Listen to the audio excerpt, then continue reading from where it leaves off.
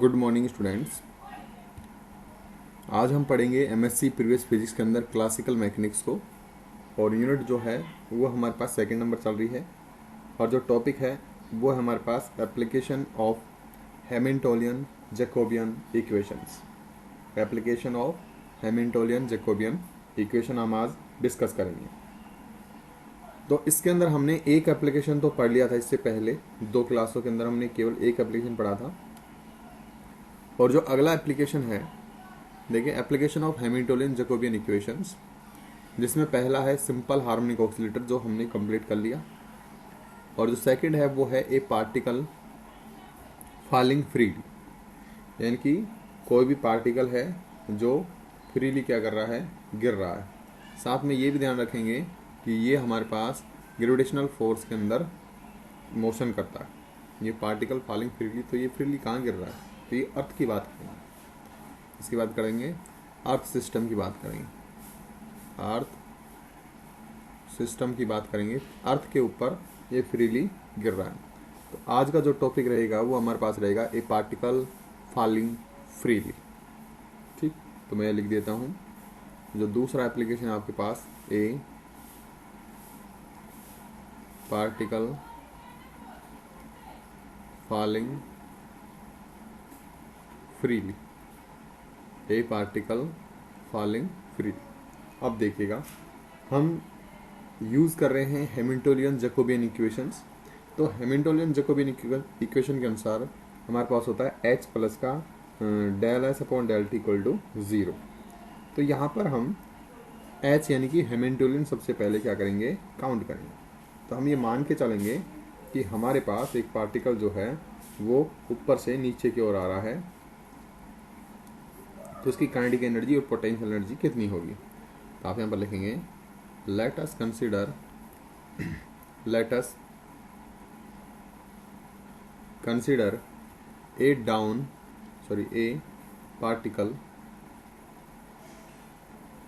a particle falling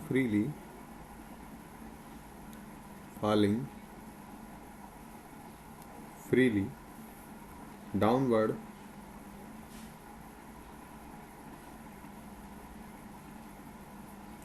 then the kinetic energy,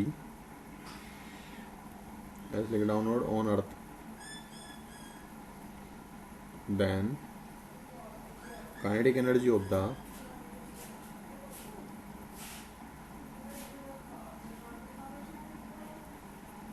system can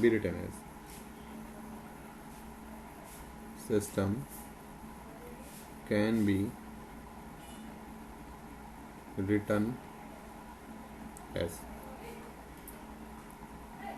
ये आपके पास क्या रहेगा, सिस्टम रहेगा, जो कि हम मान रहे हैं कि एक पार्टिकल है जो ऊपर से नीचे की ओर आ रहा है ग्रेविटेशनल फील्ड के अंदर। तो काइनेटिक एनर्जी कितनी होगी? तो सिंपली हम जो काइनेटिक एनर्जी है वो ये मानेंगे कि जो पार्टिकल है वो केवल एक ही डायरेक्शन मोशन कर रहा है, और उसको हम लिखेंगे 1/2 और एम और एक्स डॉट स्क्वायर। ठीक है, या फिर आप वाई डॉट स्क्वायर या जेड डॉट स्क्वायर, अपन इसको वाई ले लेते हैं, अपन ऐसे मानते हैं निर्देशन पर। ये हमारे पास एक्स एक्स है और ये हमारे पास वाई एक्स है। तो इस तरह आ रहा है, तो इसकी काइनेटिक एनर्जी रहेगी 1/2 और एम और वाई डॉट स्क्वायर लिख देते हैं। इसको हम कितने लिख लेते हैं, वाई डॉट स्क्वायर लिख लेते हैं। और साथ में मैं यहीं पर आपको एक्सप्लेन करके दिखा दूँ। जब अपन इक्वेशन ऑफ जैकोबियन इक्वेशन लेते हैं तो उसमें क्यू जे आएगा। तो क्यू जे की जगह अपन क्या रख सकते हैं, वाई, या वाई की जगह हम क्या रखेंगे, क्यू जे रख सकते हैं। ये ध्यान रखेंगे। तो यहाँ पर मैं जनरलाइज कोऑर्डिनेट्स की फॉर्म में क्यू जे की जगह क्या ले लूँगा, वाई ले रहा हूँ। लेकिन ये जो काइनेटिक एनर्जी है ये हमारे पास किस में है, वेलोसिटी फॉर्म में, और हम इसको किस में निकालना चाहेंगे, मोमेंटम फॉर्म में। तो मोमेंटम फॉर्म में क्या रहेगा, पी स्क्वायर वाई अपॉन में 2m, equation number first. And similarly we calculate the potential energy of the system, and the potential energy is equal to M G और Y. Simple, equation number 2 आप देख रहे हो इस तरह से कि ये हमारे पास वाई एक्स है। ठीक है, अब जैसे जैसे इसकी जो वाई पोजीशन चेंज होगी पार्टिकल की, उसी प्रकार हमारे पास जो पोटेंशियल एनर्जी है वो भी क्या हो जाती है, चेंज। यहाँ पर हमने ओरिजिन को कौन सा माना है, ओरिजिन हमने ये माना है, ये हमारे पास यहाँ पर ओरिजिन है, और यहाँ पर हमने 0 0 लिखा है। ठीक, तो अब हमारे पास आ गया है काइनेटिक एनर्जी और potential energy. then the Hamiltonian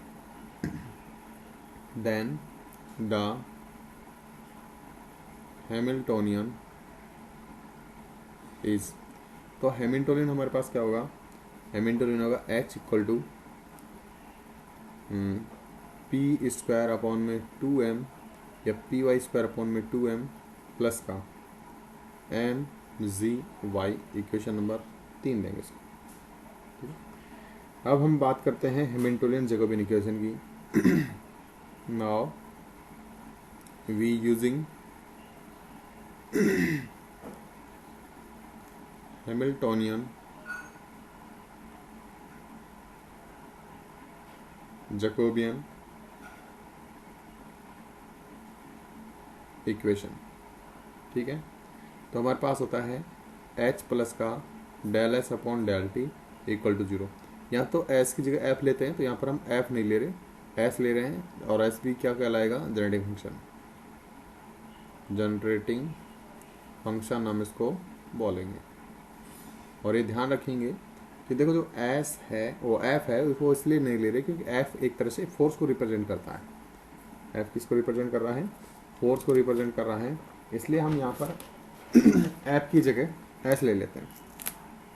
simply आपको क्या करना है, इक्वेशन नंबर जो 3 से h की जो वैल्यू है उसको यहाँ पुट करना। तो आप इसको इक्वेशन नंबर 4 दे दीजिए, लिख दीजिए 3 को 4 में रखने पर। तो आप लिखोगे कि इक्वेशन नंबर जो 4 है उसको पुट करें इक्वेशन नंबर 3 में पुट करेंगे तो हमें मिलेगा इस तरह से कि पी स्क्वायर बटे में 2m, इसको y कर सकते हैं आप, और प्लस का एम जी वाई प्लस का del S upon del T equal to 0, ठीक है। इसको आप देंगे इक्वेशन नंबर 5। पिछली बार की तरह ही हम मोमेंटम कंजर्वेशन लेंगे मोमेंटम का। तो हम लिखेंगे इसमें कि फॉर कैनोनिकल ट्रांसफॉर्मेशन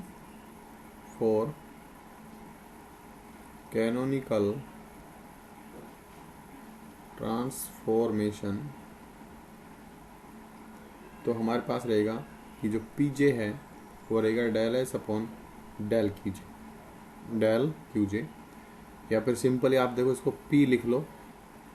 वैसे पी जे की जगह अपने पास यहाँ पर पी वाई की बात करेंगे क्योंकि पी जे क्या है, पी वाई फॉर्म में। तो आप पी ए को लिख सकते हो del S upon del Q लिख सकते हो, या फिर आप इसको del S upon del Y भी लिख सकते हो, क्योंकि मैंने कहा था कि हमारे पास जनरलाइज कोऑर्डिनेट्स क्या है, क्यू की जगह हम वाई का इस्तेमाल करेंगे। तो अपन क्या करते हैं, पूरी इक्वेशन के अंदर पूरी इक्वेशन के अंदर जहाँ पर भी हमारे पास वाई है उसकी जगह आप क्या कर लेंगे, क्यू। चलो ऐसे करते हैं। आपकी पिछली बार तो हमने क्या किया था कि क्यू जो एक्स था उसकी जगह हमने क्यू जे रखा था, लेकिन अब की बार हम क्यू जे की जगह ही क्या रख देते हैं, वाई रख के चलाते हैं। क्यू जे की जगह क्या रखते हैं, वाई रखते हैं। तो हमारे पास जो इक्वेशन होगी वो कुछ इस तरह से होगी कि पी की जो वैल्यू है del S upon del Y हम रख सकते हैं।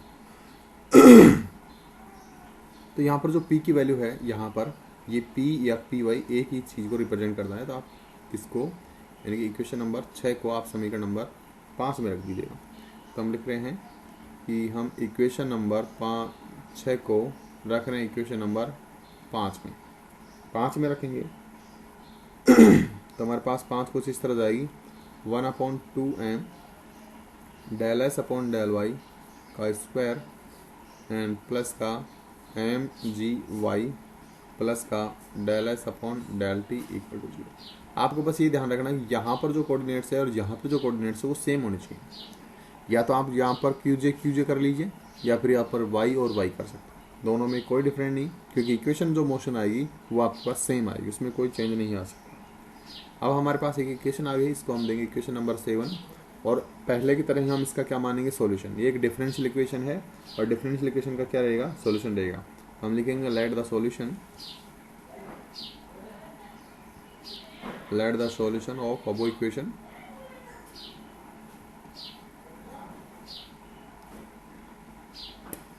तो सॉल्यूशन हम मान लेते हैं कि हमारे पास एस क्यू अल्फा टी, लेकिन हम क्यू की जगह क्या ले रहे हैं, वाई ले रहे हैं। तो आप इसको ऐसे लिख लेंगे वाई।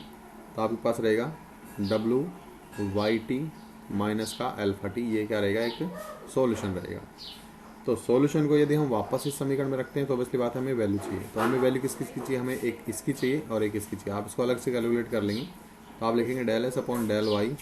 तो आप del S upon del Y की जो वैल्यू निकालोगे वो तो आएगा डेल डब्ल्यू अपॉन में डेल वाई, और जब आप निकाल रहे हो del S upon del T की वैल्यू तो आपके पास रहेगा माइनस का अल्फा, ये 0 और इसका कितना रहेगा माइनस अल्फा। इसको आप देंगे कि समीकरण नंबर 9, और समीकरण नंबर 9 को आप समीकरण नंबर 7 में रख दीजिएगा। तो हमने क्या किया, इक्वेशन नंबर जो 9 है उसको हम इक्वेशन नंबर 7 में पुट करेंगे, और पुट करने के बाद हमारे पास वैल्यू मिलेगी कुछ इस तरह से 1/2m और डेल डब्ल्यू अपॉन में डेल वाई हो जाएगा का स्क्वायर, और प्लस यहाँ पर हमारे पास आएगा एम जी वाई माइनस का अल्फ़ा इक्वल टू 0। यहाँ से आप del W upon del Y की वैल्यू निकाल लीजिएगा। तो ये आपके पास, मैं एक बार स्क्वायर कर देता हूँ, तो स्क्वायर की जो वैल्यू आएगी वो आएगी आपके पास 2m और अल्फ़ा माइनस का एम जी वाई, ये गुणा नहीं है, ध्यान रखना ये प्लस है, ठीक है ना। ये आपके पास वैल्यू आती है। तो यहाँ से आप del W upon del Y की जब वैल्यू निकालोगे तो वो आपके पास रहेगी अंडर रूट का 2m और अल्फ़ा माइनस का एम जी वाई। आप यहाँ से डब्ल्यू को कैलकुलेट करना चाहेंगे तो आपके पास जो डी डब्ल्यू होगा वो आपको मिलेगा रूट 2m और रूट अल्फ़ा माइनस का एम जी वाई और साथ में डी वाई, दोनों तरफ इंटीग्रेशन करेंगे। इंटीग्रेशन करने के बाद आपके पास एक वैल्यू मिलेगी, और वो मिलेगी इस तरह से, मैं लिख देता हूँ आगे।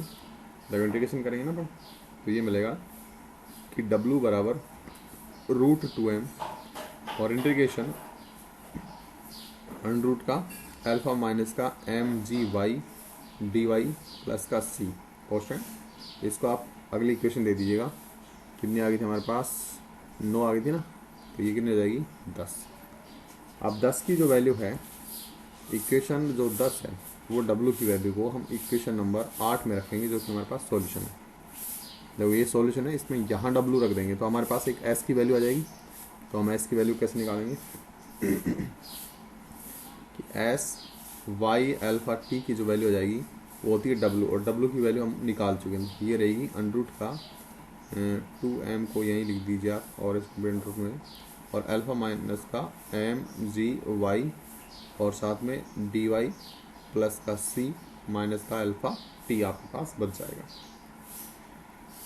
ठीक है। Now position coordinates from canonical transformation, इसका आप देंगे इक्वेशन नंबर 11, और आप लिखोगे नाउ, आप बीटा को डिफाइन करोगे पिछली बार की तरह। तो नाउ पोजीशन कोऑर्डिनेट्स फ्रॉम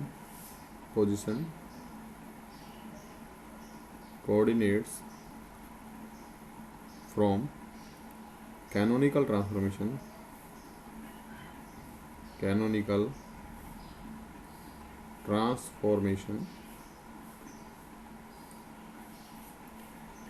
तो हम बीटा को डिफाइन करेंगे, और बीटा जो हमारे पास रहेगा वो रहेगा पिछली बार की तरह कि del S upon del alpha. तो ये जो एस की वैल्यू है वो आप समीकरण नंबर 11 से इसको यहाँ पुट कर देंगे, और फिर इसका क्या करना है, इंटीग्रेशन। तो मैं इसको इस तरह लिखना चाहूँगा कि जो बीटा है, बीटा इज इक्वल टू हमारे पास है डेल अपॉन में डेल एस, और ये वैल्यू है root 2m integration under root का अल्फ़ा माइनस का एम जी वाई, साथ में है डी वाई प्लस का सी माइनस का अल्फ़ा टी और क्लॉस, ये रहेगा। यहाँ पर एस नहीं, यहाँ पर अल्फ़ा। आप सिंपल इसका क्या कर सकते हैं, डिफ्रेंशिएशन कर सकते हैं। तो देखिए रूट 2m बाहर आ जाएगा, इसका आप अल्फ़ा के रेस्पेक्ट में करोगे तो यहाँ पर अल्फ़ा है और यहाँ पर वाई, तो ये जो ऑपरेटर है ये इंटीग्रेशन के अंदर जा सकता है, क्योंकि अल्फ़ा और वाई एक दूसरे पे इंडिपेंडेंट होंगे। तो आप लिखोगे इंटीग्रेशन, और इसका करोगे तो ये रहेगा 1 अपॉन अंडर रूट का अल्फ़ा माइनस का एम जी वाई, ठीक है। और अल्फ़ा का होगा कितना 1, और साथ में डी वाई, सी का कितना होगा 0, माइनस का अल्फ़ा टी का केवल टी बचेगा। फिर अपन क्या कर रहे हैं, यहाँ से जो वैल्यू आई है, हाँ एक चीज़ और, यहाँ पर आपके पास 1/2 और आएगा, क्योंकि ये पावर 1/2 है, यहाँ पर 1/2 पावर है तो ये आगे आती है। तो यहाँ से 2 से हम क्या कर सकते हैं, 2 को काट देंगे तो √2 बचेगा। तो आपके पास बीटा बचेगा यहाँ पर कि m √m/2 और इंटीग्रेशन, और आप इसको ऐसा लिख सकते हो अल्फा माइनस का mgy की पावर माइनस का हाफ और dy माइनस का t। तो इसको हम एक समीकरण देंगे, समीकरण 11 आ चुकी थी, और इसको हम समीकरण नंबर 12 दे देते हैं। कितना दे देते हैं, 12। अब हम बात करते हैं इनिशियल कंडीशन की। ठीक है, इनिशियल कंडीशन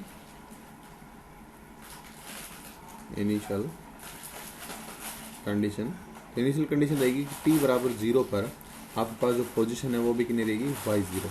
हम ये मान के चल रहे हैं कि इनिशियली जो पार्टिकल है यहाँ पर है, जो है y0 पर, और ये जब पार्टिकल यहाँ पर था तो समय कितना था, 0, और उसके बाद वो क्या हो रहा है, नीचे गिर रहा है या ऊपर जा रहा है, जो भी मोशन कर रहा है। तो इनिशियल के लिए हम y को y0 पर रख लेते हैं और t को क्या कर लेते हैं, 0 कर लेते हैं, और वो वैल्यू हम इस वाली इक्वेशन में पुट करेंगे। तो बीटा की एक वैल्यू आएगी हमको, बीटा की क्या रहेगी, एक वैल्यू आएगी, और उस वैल्यू को हम क्या करेंगे, लिखना चाहेंगे। तो हम इसमें क्या कर रहे हैं, बीटा की एक वैल्यू लिख रहे हैं, पर्टिकुलर वैल्यू, कि बीटा इज इक्वल टू, ये हमारे पास रहेगा इधर से एक √m/2 एंड इंटीग्रेशन, और ये तो मैंने, चलो ऐसे कर लेते हैं, √ का अल्फा माइनस का mg और y नोट हो जाएगा, और साथ में dy, और माइनस का जो t है ये इसकी वैल्यू कितनी हो जाएगी, 0, क्योंकि हम इनिशियली ले रहे हैं। तो ये हमारे पास इस तरह से हो जाएगा। आप इसको बीटा नोट लिख सकते हो, इसको आप क्या लिख सकते हो, बीटा नोट लिख सकते हो। अब बात करते हैं, इसको इक्वेशन दे देते हैं, पहले तो इसको इक्वेशन दे देते हैं 12, और ये कितनी हो जाएगी, समीकरण नंबर 13। हम बात करते हैं मोमेंटम की। तो मोमेंटम हमने किस तरह डिफाइन किया है कि जो p की जो वैल्यू है वो हमारे पास डेल w अपॉन में डेल y की बराबर रहता है। ये हमने पहले रखी थी, ये वैल्यू पहले हमने रखी थी। अब हम p की वैल्यू भी कैलकुलेट करना चाहेंगे। तो यहाँ पर देखो, del w upon del q की जो वैल्यू होगी वो कैसे निकालेंगे। तो आप सिंपली क्या करेंगे, q नहीं लिखेंगे, y लिखेंगे, y है ना कोऑर्डिनेट्स, अपने पास जनरलाइज कोऑर्डिनेट्स क्या है, y है। तो आप ऐसे लिखेंगे डेल w अपॉन में डेल y इक्वल टू, ये हमारे पास रहेगा m/2, और सॉरी ये w की वैल्यू रखनी पड़ेगी यहाँ पर, है ना। तो w की जो वैल्यू है वो हमारे पास आई थी, ये वैल्यू आई थी, देखो ये वाली वैल्यू है। तो सिंपली आप इसका अवकलन कर देंगे y के रेशोड में। तो y के रेशोड में अवकलन करेंगे तो ये हमारे पास कुछ इस तरह से मिलेगा। कैसे मिलेगा, मैं इसको एक बार हटा देता हूँ यहाँ से। तो रहेगा डेल w अपॉन में del y is equal to, और ये हमारे पास रहेगा √ का कि 2m और अल्फा माइनस का mg, और इसको भी आप इनिशियली लेंगे y0, कितना ले लेंगे, y0 ले लेंगे। ठीक है, और जब मोमेंटम कंजर्वेशन होगा तो इसकी जो वैल्यू है वो हमारे पास क्या रहेगी, 0। तो आप इसको 0 भी कर लीजिएगा, 0 इक्वल टू √ का 2m और अल्फा माइनस का mg और y0। तो यहाँ पर आप एक चीज़ लिखेंगे कि initially the momentum of the particle,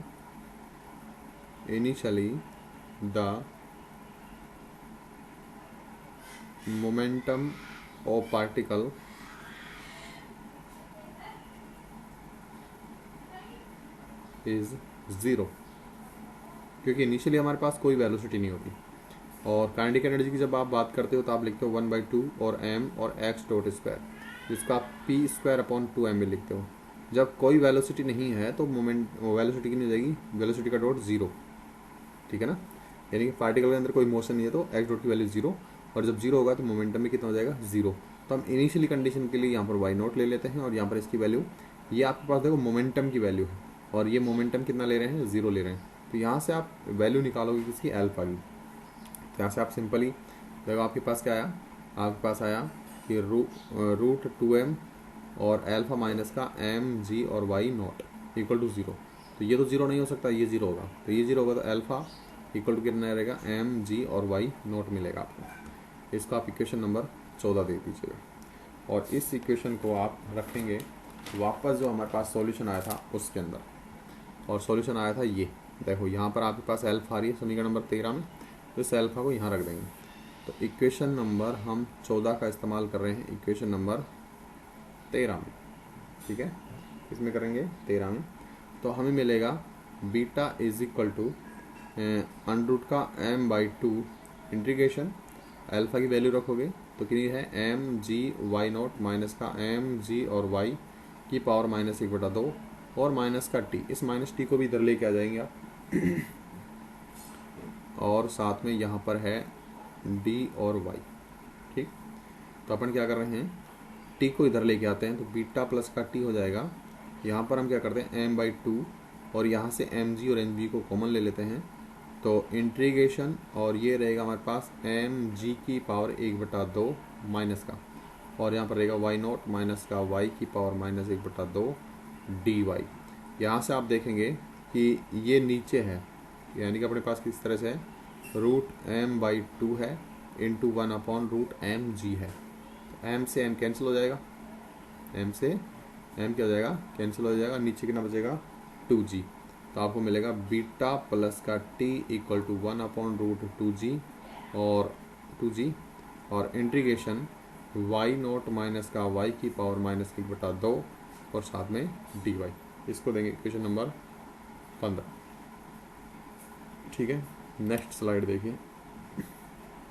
तो हमारे पास एक वैल्यू आई है, उसको फिर से लिखना चाहूँगा कि बीटा प्लस का t is equal to 1/√2g integration y0 minus का y की पावर -1/2 और dy और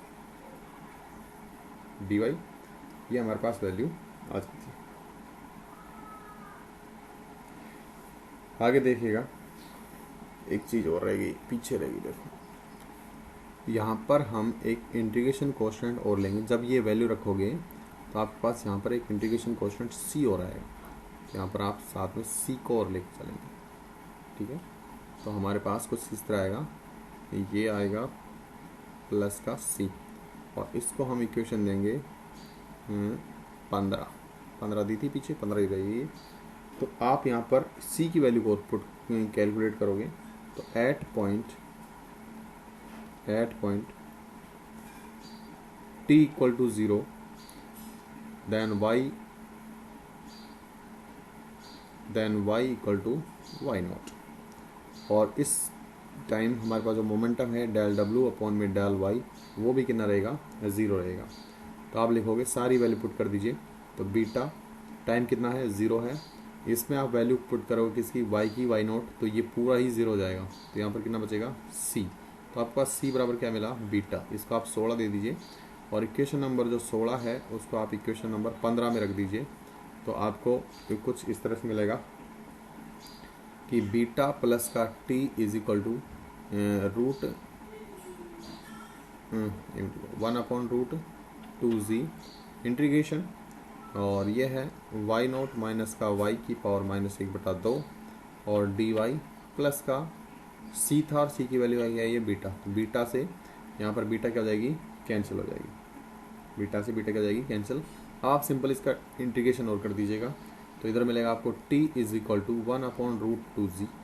ओके, इंटीग्रेशन करेंगे तो रहेगा हमारे पास 2 और y0 माइनस का y की पावर 1/2 प्लस हो जाएगी और प्लस में एक कांस्टेंट हमारे पास आ जाएगा। अब इसको आप सिंपली सोल्व कर लेंगे, सिंपली क्या कर सकते हैं, सोल्व कर सकते हैं।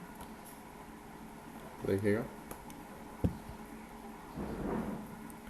तो यहाँ पर आपको मिलेगा t square is equal to 1/2g into 4 and y0 minus का y और प्लस का c और मिल रहा है।